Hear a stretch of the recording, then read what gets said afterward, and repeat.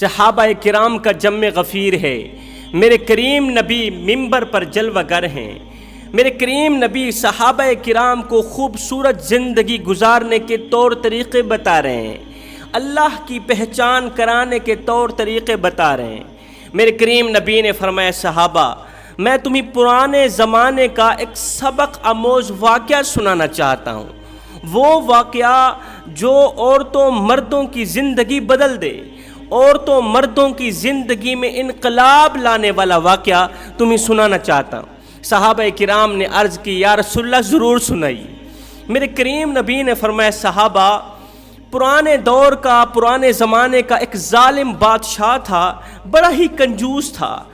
اس نے اعلان کیا کہ خبردار میری حکمرانی میں، میرے ملک میں کوئی کسی کو صدقہ نہیں دے گا، کوئی کسی کو خیرات نہیں دے گا، کوئی کسی بھوکے کو کھانا نہیں کھلائے گا، کوئی کسی پیاسے کو پانی نہیں پلائے گا۔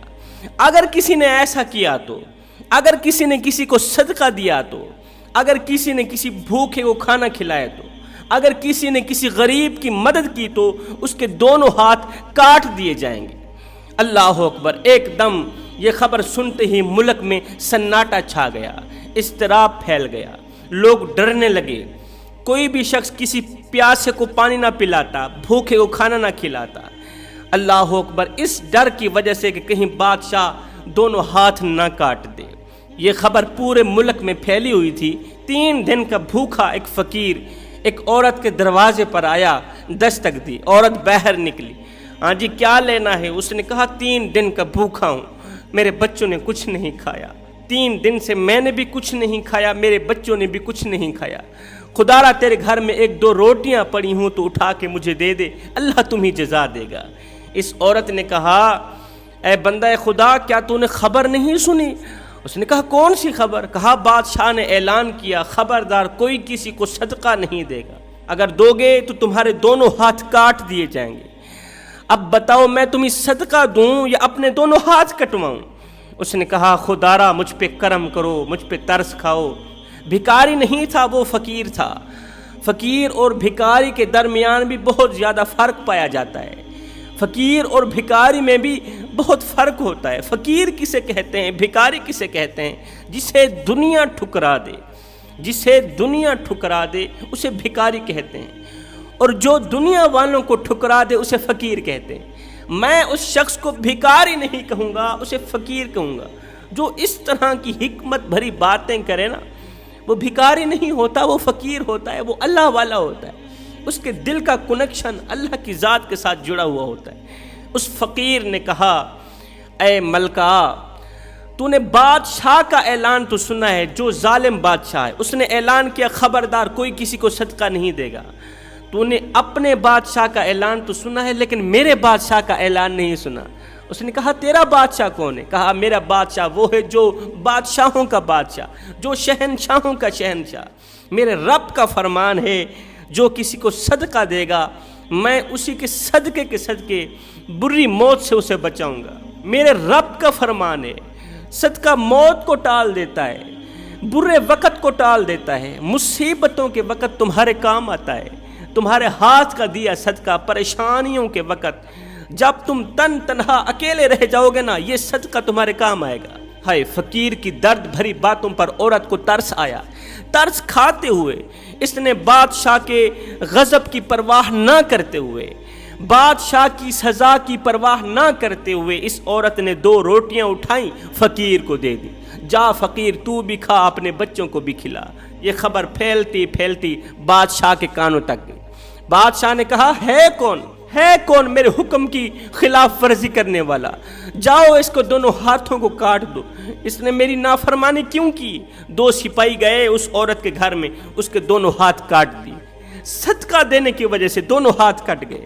ہاتھ کٹنے کے بعد کچھ عرصہ گزر گیا، کچھ عرصہ گزرنے کے بعد اس بادشاہ نے اپنی ماں کو کہا، ماں میں کسی ایسی لڑکی سے شادی کرنا چاہتا ہوں جو حسن کی ملکہ ہو، جو حسن کی شہزادی ہو، جس کے حسن کو دیکھ کر چاند بھی شرما جائے۔ کیا کوئی ایسی لڑکی، ایسی عورت میرے لیے پیدا کی ہے اللہ نے؟ اس کی ماں نے کہا کہ ہمارے ملک میں اسی ایریا میں ایک عورت رہتی ہے جو بہت ہی زیادہ حسین و جمیل ہے. میں نے اس سے پہلے کوئی بھی اتنی حسین و جمیل لڑکی نہیں دیکھی تھی. اللہ نے بڑے ہی اسے حسن سے نواز رکھا ہے. چاند بھی اسے دیکھ کے شرماتا ہے. اس کا حسن دیکھ کر ہر بندہ تعریف کیے بغیر نہیں رہتا، لیکن اس میں ایک عیب ہے. ماں کون سا عیب ہے؟ کہا وہ عیب یہ ہے کہ اس کے دونوں ہاتھ کٹے ہوئے ہیں. یہ وہی عورت تھی جس نے فقیر کو صدقے کے طور پر 2 روٹیاں دی تھیں اور بادشاہ نے اس کے دونوں ہاتھ کاٹ دی. حسن کی ملکہ شہزادی، لوگ اس کے حسن کی تعریف کیا کرتے تھے. بادشاہ نے سپاہی بھیجے، اس عورت کو لے کر سپاہی بادشاہ کی خدمت میں حاضر ہوئے. وہ عورت جس کے ہاتھ 2 روٹیاں دینے کی وجہ سے بادشاہ نے کٹوا دیے تھے، فقیر کی بھوک مٹانے کی وجہ سے بادشاہ نے اس کے دونوں ہاتھ کٹوا دیے تھے. بادشاہ کے سامنے حاضر ہوئی. بادشاہ نے جیسے ہی اس کا حسن و جمال دیکھا، اس کے حسن و جمال نے بادشاہ کو حیرت میں ڈال دیا. اتنی بڑی حسین و جمیل عورت. خیر، بڑی دھوم دھام سے بادشاہ نے اس عیب دار خوبصورت ترین عورت سے شادی کی. شادی کرنے کے بعد بادشاہ اس سے بڑا ہی پیار کرنے لگا، اسے بڑی محبت دینے لگا، عزت دینے لگا، اس سے محبت کرنے لگا. سال گزر گیا. اس عیب دار عورت سے اللہ نے ایک بچہ عطا کیا. اب بادشاہ اس خوبصورت عورت کو عزت دیتا، اس سے محبت کرتا، اس سے پیار کرتا، لیکن جو دوسری بیویاں تھیں وہ حسد کی آگ میں جل رہی تھیں. وہ موقع تلاش کر رہی تھی کہ ایسا موقع مل جائے ہم اس نئی نویلی دلہن کو بادشاہ کی نظروں سے گرا دیں. بادشاہ کا ایک بچہ بھی پیدا ہو گیا تھا. اللہ کا کرنا ایسا ہوا کہ کسی مقصد کے لیے بادشاہ دوسرے ملک میں گیا. دوسری بیویوں کو موقع مل گیا. اس نئی نویلی دلہن کو بادشاہ کی نظروں سے گرانے کا موقع مل گیا. نئی نویلی دلہنوں نے ایک خط لکھا، پیغام لکھا، بادشاہ تک پہنچایا. اس خط پر لکھا تھا کہ آپ کی جو نئی نویلی خوبصورت دلہن تھی وہ تو بدکار نکلی ہے، وہ تو عیاش نکلی ہے، اس کے غیر محرم مردوں سے کافی سارے تعلقات ہیں، اس نے تو آپ کی عزت کی دھچیاں اڑاتی ہیں. اب بادشاہ نے جیسے ہی خط پڑھا، بادشاہ نے واپسی جواب دیا کہ میرے آنے سے پہلے اس بدکار عورت کو جو میری عزت کی دشمن بن بیٹھی ہے، اس بدکار عورت کے گلے میں سیاہی کا ایک پٹا ڈال دو، اسے ملک سے دور کہیں جنگل میں جا کے چھوڑو. جنگلی جانور اسے بھی اور اس کے بچے کو بھی چیر پھاڑ کر کھا جائیں گے. یہی اس کی سزا ہے. بادشاہ کی عزت کی دھچیاں اڑانے کی یہی سزا ہے. اب بادشاہ کا حکم پڑھتے ہی سپاہیوں نے کیا کیا، اس خوبصورت عیب دار عورت کے گلے میں سیاہی کا ایک پٹا ڈالا، اس کے بچے کو اٹھا کے اس کے کندھے پر رکھا، ملک سے دور کہیں جنگل پر تنہا چھوڑ کے واپس چل گیا. اب وہ جنگل میں تنہا اکیلی رہ گئی. اتنے بڑے برے وقت میں بھی اللہ کا شکوہ نہیں کیا تھا، شکر پہ شکر کرتی رہی. جے سونا میرے دکھ وچ راضی، میں سکھ نو چلے ڈام. دونوں ہاتھ بھی کٹ گئے. بادشاہ کی طرف سے جواب مل گیا، ابھی جنگل کے جانور آئیں گے، مجھے چیر پھاڑ کر کھا جائیں گے. اب اسے پانی کی تلاش تھی، پیاس نے اسے ستایا ہوا تھا، بھوک نے اسے رلایا ہوا تھا. زمانے کی ستائی ہوئی عورت پانی کی تلاشی کے لیے کبھی ادھر بھاگتی، کبھی ادھر کو بھاگتی. دور سے اسے ایک نہر ملی، نہر نظر آئی، بھاگتی ہوئی گئی. جیسے ہی نہر میں پانی دیکھا، جیسے ہی پانی پینے کے لیے جھکی تو اس کی گردن پر بیٹھا اس کا معصوم بچہ پانی میں جا گرا، نہر میں ڈوبنے لگا، غوطہ کھانے لگا. ہے معصوم بچے کو ڈوبتا ہوا دیکھ کر ماں کے اندر سے ایک چیخ نکلی، زوردار چیخ نکلی. ہائے، یہ چیخ ہواؤں کو پھاڑتی ہوئی، فضاؤں کو پھاڑتی ہوئی، پہلے آسمان کو چیرتی ہوئی، دوسرے آسمان کو چیرتی ہوئی، 7 آسمانوں کو اس چیخ نے چیر ڈالا.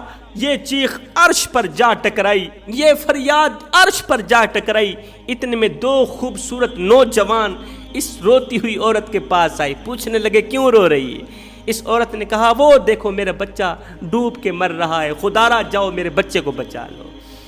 یہ 2 نوجوان نہر کے اندر گئے، پانی کے اندر گئے، جلدی سے اس کے بچے کو اٹھایا، صحیح سلامت اس کی جھولی میں رکھ دیا. اس کے بعد ان دونوں خوبصورت نوجوانوں نے کہا اے عورت، کیا تو چاہتی ہے کہ اللہ تعالیٰ یہ دونوں ہاتھ تجھے واپس کر دے؟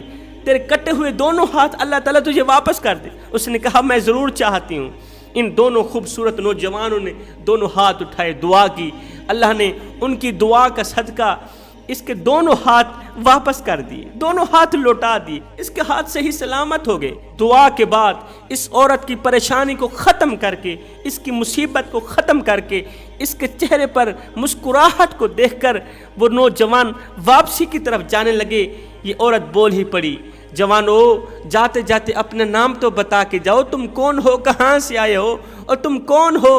ان دونوں نے کہا ہم تمہاری وہ 2 روٹیاں ہیں جو تو نے بھوکے کو دی تھی، وہ 2 روٹیاں ہیں جو تو نے صدقے کے طور پر ایک ایسے شخص کو دی تھی، ایک ایسے شخص کی بھوک مٹانے کے لیے دی تھی جو 3 دن کا بھوکا تھا، وہ بھی بھوکا تھا، اس کے بچے بھی بھوکے تھے، تو نے اس پر رحم کھایا، آج اللہ نے تیرے اوپر رحم کھایا، تو نے اس کی بھوک زائل کی، اللہ نے تیری پریشانی زائل کی، تو اس کے کام آئی، آج برے وقت وہی صدقہ تیرے کام آیا۔ میں دعا کرتا ہوں مالک ہمیں بھی صدقہ کرنے کی توفیق عطا فرما، بھوکوں کو کھانا کھلانے کی توفیق عطا فرما، پیاسوں کو پانی پلانے کی توفیق عطا فرما، آمین ثم آمین، وما علینا الا البلاغ المبین۔